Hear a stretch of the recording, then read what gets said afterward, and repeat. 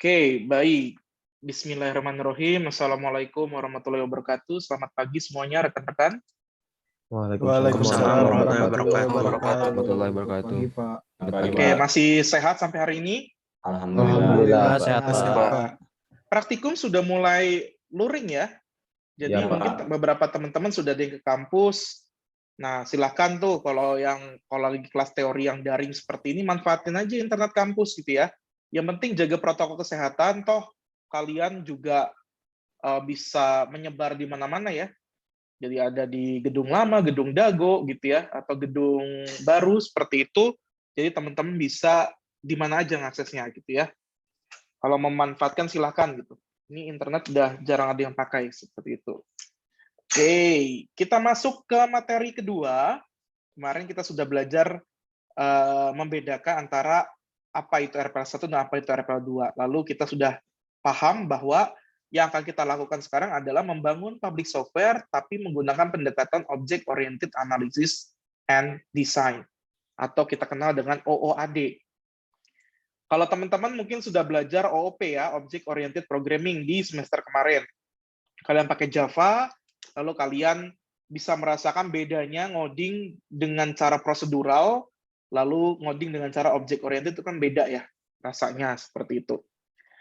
Di pertemuan kali ini saya nggak akan menjelaskan banyak-banyak karena video saya already have told anything about validasi ide, seperti itu ya. Jadi nanti teman-teman bertanya dan berdiskusi kira-kira mau membahas apa dari segi si validasi ide ini. Saya sebutkan berkali-kali lagi bahwa public software itu punya sesuatu yang berbeda dengan private software, yaitu kalau private itu sifatnya terbatas, kebutuhannya orang-orangnya terbatas. Sehingga yang kita lakukan adalah mencari tahu proses bisnis sebelum ada sistem kita, lalu mencari tahu aturan-aturan yang ada di sana, seperti itu, lalu cerita-cerita yang sudah ada sebelumnya, kita translate menjadi cerita-cerita fitur yang ada di dalam software private yang kita bangun. Nah, tentunya software private yang kita bangun nggak boleh jauh banget dengan cerita yang ada di proses bisnis manualnya, seperti itu. Nah, berbeda dengan private software, public software itu kebutuhannya luas, sehingga kalau teman-teman mau memahami ini kira-kira proses bisnisnya gimana, wah itu luas banget ya. Ibarat kayak gini, teman-teman ingin tahu cara saya ketika menggunakan Microsoft Word gitu ya, lalu kamu bertanya lagi ke orang lain, itu kan cara menggunakannya beda-beda. Ada fitur-fitur yang saya pakai, ada fitur-fitur yang saya tidak pakai, begitupun orang lain. Kalau kalian mau bikin Photoshop, misalkan anggaplah kalian pembuat Photoshop gitu ya, itu kan public software tuh, masa kalian harus bertanya ke semua orang, kira-kira proses bisnis seorang fotografer tuh apa aja gitu. Toh kebutuhan mereka berbeda-beda. Nah, kita yang menjadi center of idea-nya. Jadi kita sebagai software developer yang harus menjadi center of idea-nya. Tapi tetap berpegang pada calon pengguna kita. Makanya ada validasi ide. Ide boleh dari kita, tapi tetap harus validated by the user itself. Jadi kalian nggak boleh memvalidasi dengan diri kalian sendiri. Di video kemarin saya sudah jelaskan konsepnya kalian punya ide, lalu idenya kalian validasi, validasinya menggunakan Javelin board seperti ini. Lalu Javelin board ada dua segmen atau dua area, ada area brainstorming, kalian bisa lihat di presentasinya. Sebentar ya. Nah, ini di sini ada brainstorming area, lalu ada eksperimen area, di mana brainstorming itu berarti kalian masih berdiskusi dengan tim internal kalian untuk menentukan siapa segmen user kalian, apa main assumption kalian, dan dari main assumption itu ada berapa riskiest assumption, seperti itu. Kemudian ada yang kita sebut dengan experiments area. Kalau experiments area itu berarti teman-teman bersama tim itu sudah bertemu langsung dengan usernya. Jadi sudah bertanya, atau nanti kuesioner, atau misalkan deep interview, atau FGD, focus group discussion, itu terserah nanti metodenya apa yang teman-teman tentukan. Cara mengisinya pun juga sudah saya jelaskan, tapi yang paling inti sebetulnya dari ini semua adalah yang ini. Menentukan main assumption sama riskiest assumption. Saya seringkali menemukan riskiest assumption-nya itu adalah masalah-masalah yang tidak bisa diselesaikan dengan software. Hati-hati, kita ini kan idenya membangun software. Maka riskiest assumption-nya pun adalah harus masalah-masalah yang nantinya bisa diselesaikan dengan fitur atau fungsional yang ada di software yang kita bangun. Jangan sampai teman-teman ngambil masalah-masalah umum gitu ya. Misalkan kayak ini ada masalah di kehidupan ibu-ibu rumah tangga setiap harinya, apa misalkan. Kalau misalnya mencari resep, kesulitan mencari resep, itu masalah yang bisa diselesaikan dengan software. Tapi misalkan gini, apa ya, kayak macam ibu-ibu kekurangan uang gitu ya, ibu-ibu kekurangan uang untuk belanja bulanan. Ya itu masalah betul gitu ya dalam sebuah segmen pengguna ibu-ibu rumah tangga. Tapi kan permasalahan itu nggak bisa diselesaikan dengan software. Masa iya software menghasilkan uang gitu, nyetak uang kan nggak boleh gitu ya. Nah itu tidak boleh gitu ya. Kita tidak perlu sebutkan di riskiest assumption. Di sini saya ingin memberikan gambaran bahwa dalam sebuah ide software, itu main assumption-nya ada banyak. Bisa lebih dari satu. Tapi bikin prioritas. Kalian punya 3 main assumption nih, kan kalian tentuin dulu main assumption-nya. Pertama, misalnya kalau untuk kasus yang saya ceritakan di sini, saya hanya ngambil masyarakat memberikan stigma kepada pengidap HIV dan AIDS. Ini sifatnya fenomena, bukan masalah, tapi masih fenomena. Asumsi saya begitu. Nah, dari asumsi saya begitu, saya harus cari ini yang menyebabkan si asumsi ini terjadi apa, gitu ya. Nah, itu saya breakdown jadi 3. Nama breakdown ini juga harus hati-hati. 1, 2, 3 ini ada maknanya. 1 ini berarti prioritas yang saya akan uji coba pertama kali. Jadi ini mempunyai prioritas yang lebih tinggi dibandingkan yang nomor 2 dan nomor 3, seperti itu. Nah, tapi apakah boleh saya memberikan main asumsi yang lain? Boleh. Nah, tapi ingat, nanti ketika kalian membangun MVP atau minimum viable product yang saya sudah ceritakan juga di video, kalian pilih satu saja dulu main assumption yang mau kalian ambil. Saya ulangi, yang diambil cukup satu main assumption saja. Begitupun dengan tugas besar nanti, tugas besar juga cukup satu main assumption. Bukan satu riskiest ya, satu main assumption. Karena nanti satu main assumption ini punya banyak masalah yang nantinya akan coba diselesaikan dengan fitur-fitur yang teman-teman kembangkan di perangkat lunak publik yang teman-teman bakal provide. Seperti itu. Itu yang biasanya sering salah. Kemudian, Pak, bagaimana kalau misalkan saya salah memberikan prioritas di awal? Ya tenang aja ya. Kan kalau kalian lihat dengan baik, nanti di sini ada result-nya, seperti itu. Lalu ada desisinya. Desisinya kalau misalkan ternyata prioritasnya tidak tepat, berarti teman-teman bisa pivot riskiest assumption gitu ya. Pivot ini bisa berupa mengubah posisi prioritas atau bisa mengubah benar-benar isi dari riskiest assumption-nya, seperti itu. Jadi ini nanti teman-teman bisa pahami lebih lanjut. Yang ingin saya gambarkan adalah satu main assumption itu nanti akan kalian kerjakan menjadi sebuah tugas besar. Ya kalau dalam kejadian startup aslinya ya berarti akan menjadi calon produk pertama kalian, yaitu MVP ini, minimum viable product, yang ini kalian sudah baca. Nah, dari 3 riskiest assumption yang saya ambil, ternyata hanya 2. Nah, 2 ini bisa teman-teman pecah solusinya. Bisa solusi untuk yang masalah 1 dan masalah 2 berbeda, tapi lebih epic lagi, lebih bagus kalau satu solusi ini bisa mencangkup 2 masalah yang valid. Kalau dalam kasus di slide yang saya ceritakan. Oke. Selebihnya saya nggak akan cerita apa-apa karena memang sudah benar-benar saya ceritakan ya. Nah, ini saya mencoba ada 3 main assumption yang saya nggak ceritakan, karena kalau saya ceritakan panjang banget ya. Intinya main assumption 1 yang saya ambil dan saya ceritakan di slide ini, itu menjadi MVP. Kalau di sini masih baru jadi calon MVP. Nah, calon MVP-nya apa? Saya harus membuat chatbot, di mana chatbot itu punya 2 fitur utama. Fitur utamanya adalah menyajikan mitos dengan fakta, nanti teman-teman bisa desain interaksinya, desain UI-nya seperti apa, desain si chatbotnya mau konsepnya istilahnya apa ya, question answer, atau misalkan mau ada menu yang tinggal diklik dan segala macam.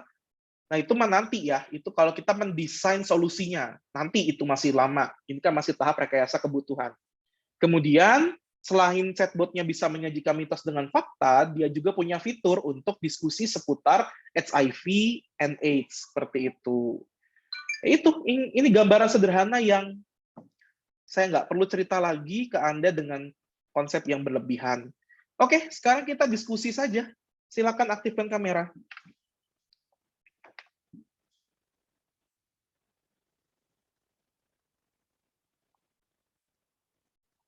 Ayo, silakan diskusi.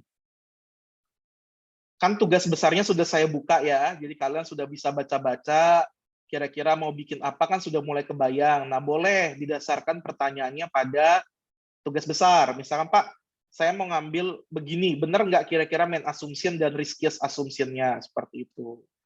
Silakan, just ask me anything. There's no silly questions ya, aku akan jawab pertanyaan kalian. Ayo.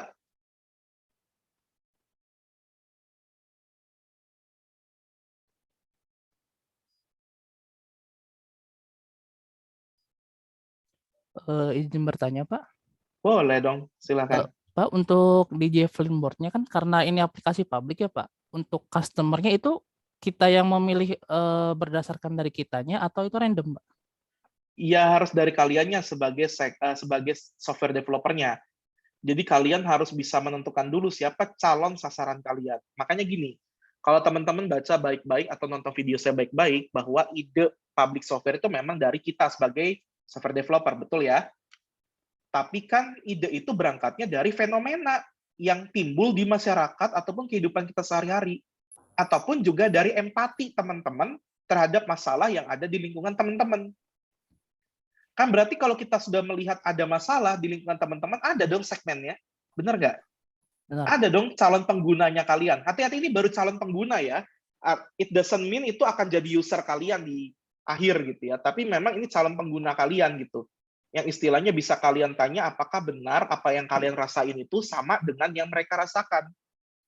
Jadi kalau saya bisa garis bawahi, mau teman-teman pakai Javelin Board, mau teman-teman pakai design thinking seperti yang teman-teman lihat videonya di self reflection kemarin gitu ya, konsep utamanya adalah empati. Di public software itu teman-teman akan sukses kalau teman-teman bisa melakukan hal yang timbul dari empati yang tinggi terhadap permasalahan yang ada di sekitar teman-teman. Bahasa gampangnya harus peka lah ya gitu ya. Jadi software developer tuh harus peka. Nah, permasalahannya software developer tuh banyaknya cowok. Dan cowok itu biasanya nggak peka. Nah, itu sulitnya. Nah, makanya biasanya tim rekayasa kebutuhan, biasanya, atau kita nggak nyebutnya tim rekayasa kebutuhan gitu ya, ada istilahnya tim design thinking-nya atau nanti tim untuk idea validation-nya, itu biasanya ada wanitanya, karena wanita biasanya lebih banyak empatinya atau lebih peka gitu terhadap permasalahan yang timbul. Tapi ada fenomena menarik juga sih ketika kita melakukan pemodelan pengguna gitu ya di UI dan UX, itu kan salah satu tools-nya adalah empathy map ya. Banyaknya startup founder di Indonesia kan laki-laki ya. Nah itu makanya apa ya, saya juga agak-agak aneh gitu. Biasanya kalau laki-laki itu agak sedikit kurang peka. Nah mungkin ada sih tipe laki-laki juga yang peka banget gitu ya. Nah itu mungkin bisa jadi bagus untuk proses seperti ini. Bisa dipahami ya? Oke. Itu kata Pak Andri, jangan baper gitu ya. Peka boleh, baper jangan. Oke, yang lain berikutnya silakan. Bagus pertanyaannya. Pak, saya izin bertanya. Boleh. Ketika kita berempati kepada user, Pak, apakah memerlukan user persona nggak, Pak? Oke, saya tahu maksud kamu. Ini terlalu jauh kamu nariknya. Ini empati di sini tuh baru empati awal, bahwa kamu tuh bisa merasakan permasalahan yang mirip dengan apa yang user kamu rasakan. Tapi kalau kamu bilang itu persona dan segala macam, itu berarti sudah masuknya ke ini ya, sudah masuk ke pemodelan pengguna kalau di desain interaksi. Desain interaksi itu adanya di perancangan perangkat lunak. Jadi SDLC-nya masih jauh tuh. Kalau sekarang kan kita masih ada di rekayasa kebutuhan, betul ya? Nah itu apakah boleh saya modelkan pakai persona segala macam? Boleh aja sih. Jadi nanti segmen penggunanya itu sudah dalam bentuk persona gitu ya. Boleh. Atau Pak, saya mau memodelkan pengguna saya tidak based on persona, tapi saya pakai empathy map. Boleh aja, itu kan just a tools ya. Tapi kalau nanti, jadi 2 kali ngelakuin lah intinya, gampangnya gitu. Yang pertama, kamu make it persona itu untuk yang validasi ide, kemudian nanti, ya kalau masih sama-sama ya nggak usah dibuat lagi ya. Untuk kalau masih sama usernya berarti ya tinggal dipakai ketika nanti teman-teman merancang UI dan UX, atau kita sebut dengan desain interaksi. Sip, bagus pertanyaannya. Sudah belajar IMK ya semester ini ya? Sudah, Pak. Lagi Halo? belajar. Oh, oke, Lagi lagi belajar. belajar. Sip. Nah, itu penting sekali. Cuman sayangnya salah kurikulum. Jadi kurikulum IF-nya salah kalau menurutku. Harusnya IMK dulu baru belajar RPL. Nah, di yang kurikulum baru saya perbaiki. Jadi IMK dulu baru RPL. Kalau kurikulum lama, mohon maaf saya nggak ikut campur. Jadinya ya tahu-tahu salah lah begitu intinya. Saya juga kaget malah IMK itu prasyaratnya RPL 1. Kebalik harusnya IMK itu prasyarat RPL harusnya. Kalau mau prasyarat juga. Karena kalian harus bisa tahu siapa pengguna kalian, mengetahui dengan lebih detail pengguna kalian, kemudian mengetahui masalah, lalu kira-kira mempelajari behavior mereka. Nah, itu menjadi penting. Kalau software engineering itu udah tinggal, oke, ayo kita bikin lah gitu, gampangnya seperti itu. Sudah mengorkestrasi ya, gampangnya kalau RPL. Kalau IMK tuh masih baru awal mengenali siapa user kita, lalu kemudian juga proses atau behavior mereka sehari-hari itu dalam menjalani masalahnya seperti apa. Nah, itu yang bisa helping kita ketika kita membangun sebuah software. Seperti itu. Nggak usah disesali lah ya. Toh dosen RPL kalian kan saya, jadi saya bisa cerita juga gitu ya. Bahkan di RPL 1 pun kalian sudah saya putarkan video untuk bisa memahami UI dan UX itu pentingnya sejauh mana, seperti itu. Bahkan kalau sekarang tuh memang UI UX itu driven anything gitu ya. Lo punya algoritma yang jelimet, kemudian problem solving-nya tuh pusing banget gitu, dan kamu tuntas ngerjainnya, tapi UI dan UX-mu buruk, ya orang nggak akan pakai. Konsepnya begitu. Sip, bagus pertanyaannya. Ada lagi? Ini Mas, siapa yang bertanya? Mas Idris ya? Ya, Pak. Mas Idris mau jadi ini, UI UX designer? Lagi ngejalanin sih, Pak. Nah, didalami. Saya dukung, didalami. Itu salah satu job description dan job title yang ada di software engineering. Jadi masih searah dengan prodinya gitu ya. Saya dukung, ayo silakan. Kalau bisa sedikit-sedikit mulai belajar grafis ya. Ya, jadi kayak bikin-bikin icon, kemudian bikin-bikin apa itu juga jadi salah satu nilai tambah. Yaitu memang, walaupun pekerjaannya terpisah sih, memang ada yang UX researcher dan ada UI engineer gitu ya. Ada UX engineer misalnya seperti itu. Tetap aja lah kalau misalkan kalian bisa dua-duanya, itu nilai lebih buat diterima. Dan beberapa yang saya bimbing di skripsi maupun juga di Kotlab itu sudah bekerja menjadi bisa interaksi di Tokopedia, Bukalapak, dan Blibli kalau nggak salah satu lagi. Jadi udah banyak yang bekerja di perusahaan startup besar di Indonesia di bidang UI UX. Itu tuh hal yang laku ya. Kalau coder atau programmer mau jelas laku lah, itu nggak usah ditanya, orang tuh pasti butuh banyak gitu ya. Tapi kalau misalnya Pak, saya ngodingnya biasa-biasa aja gitu ya. Jangan sampai nggak bisa, karena nanti UX juga ngoding lah ya. Kan nanti nge-slicing hasil desainnya kan itu juga jadi nilai lebih untuk seorang UX engineer gitu ya. Jadi kalian bisa risetnya bisa, lalu menghasilkan wireframe-nya kalian slicing gitu ya. Entah dengan nanti pakai CSS ataupun pakai framework desain yang ada, Bootstrap misalkan. Nah, itu nilai lebih buat kalian. Jangan sampai kalian tuh, aduh gue nggak mau ngoding, jadi gue ngambilnya IMK. Nggak ada gitu ya. Skripsinya juga tetap aja ngoding gitu.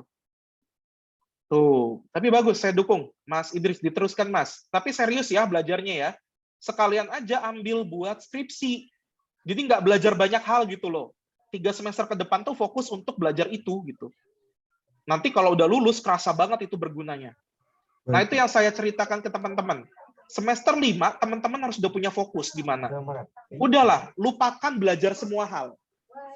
Belajar semua hal itu boleh untuk lulus aja gitu. Sekedar lulus, oke lah. Tapi teman-teman tuh harus udah punya fokus. Di mana fokus itu kalau mata kuliah yang memang fokusnya di sana, nggak boleh dapat nilai B, harus A gitu. Kemudian skripsinya harus ngambil itu. Jadi benar-benar fokus. Kerja prakteknya ambil di area sana. Jangan ngambil di yang lain-lain lagi gitu ya. Syukur-syukur nanti mau ikut kampus Merdeka gitu ya, magang sebagai UI UX intern. Ada internship untuk UI UX, ambil. Go ahead, tinggalin kampus, 20 SKS nanti diganti sama Kemendikbud seperti itu. Jangan takut. Ayo kita mulai istilahnya mulai merubah cara belajar kita. Jangan sampai teman-teman terlalu santai bermain di kelas dengan teman-teman sepermainan gitu ya. Tapi ternyata orang luar itu ternyata udah sibuk ngurusin mereka sendiri gitu untuk pengembangan pribadi. Nanti kita kalah saing. Unicom tuh udah punya nilai lebih di mata startup. Kenapa? Kemampuannya bagus dan minta gajinya murah. Ini sesuatu yang mungkin bisa kalian ketawain sekarang, anjir murah ya, gue dibayar murah. Tapi percayalah, memang kalau namanya fresh graduate itu nggak akan langsung dibayar mahal. Tapi ya untuk startup gajinya ya pasti lebih besar dari gaji saya lah, yang pasti ya. Kalau kerjain di startup gitu, gaji dosen mah nggak ada apa-apanya lah gitu. Nah, itu kalian bisa ambil lah seperti itu ya. Diniatin baik aja. Yang penting saya mau belajar ini. Bodoh amat orang lain mau pintar segala macam, saya pintarnya ini gitu ya. Lanjutin aja terus. Nanti akan ketemu learning path-nya. Kalau kalian bingung learning path-nya apa, bisa bertanya ke saya. Atau ada grup Telegram ya. Jangan malu-malu, bertanya apapun boleh. Pak, saya mau riset ini, kira-kira learning path-nya harus belajar apa dulu? Tanya aja ke saya, nggak masalah. Saya nggak akan marah-marahin juga orang yang bertanya ya. Saya justru senang ditanya masalah hal begitu. Sip, bagus, Mas Idris, didukung. Bismillah, mulai dari sekarang. Yang lain, berikutnya. Ada pertanyaan untuk validasi ide? Hati-hati, tugas besar sudah saya buka, dan teman-teman sudah bisa melihat deadline dari validasi ide harus kapan, 3 minggu dari sekarang, kalau nggak salah ya, saya berikan waktu. Jadi silakan mulai dibicarakan, temanya saya batasi, jadi temanya new normal ya. Jadi kalian harus membangun aplikasi yang berhubungan dengan new normal, terserah mau apapun, misalkan mau games, mau website, mau mobile apps, seperti itu boleh, tapi yang tema atau topik utamanya masih berada di new normal. Tuh, silahkan. Jadi harusnya kalau perkiraan saya di hari ini sampai 3 hari ke depan tuh teman-teman sudah punya ide. Lalu idenya teman-teman validasi. Nah, karena validasi ide ini kan kalian harus eksperimen langsung ke user ya. Dan masa pandemi ini cukup sulit untuk mencari user, maka untuk validasi ide pertama saya arahkan dulu ke saya. Jadi kalian bertanya dulu ke saya sampai topiknya oke. Kalau udah topiknya saya setujui, misalkan ya, topik dari software yang kalian bangun, barulah kalian nanti bertukar kuesioner atau bertukar wawancara dengan teman-teman di kelas. Saya tahu ini klise, karena harusnya kalian langsung bertanya ke user kalian ya. Tapi just in case kalian susah ketemu user, ya oke lah. Manfaatin ini teman-teman sekelas ini. Kebayang ya? Kalian wawancara ya wawancarain lah, seolah-olah nanti teman yang lain saling bantu gitu ya. Teman dari kelompok lainnya saling bantu memposisikan diri sebagai seorang user. Ya begitu aja lah, kita simulasi dulu. Tapi kalau teman-teman bisa cari user, itu lebih bagus. Biar lebih valid.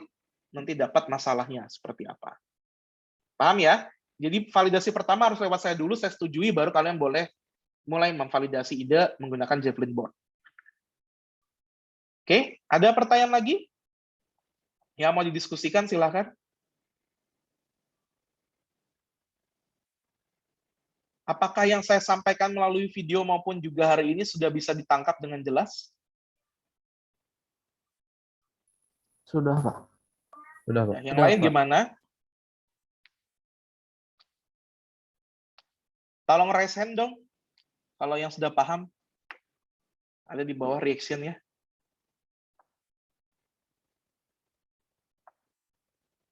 Oke, sip.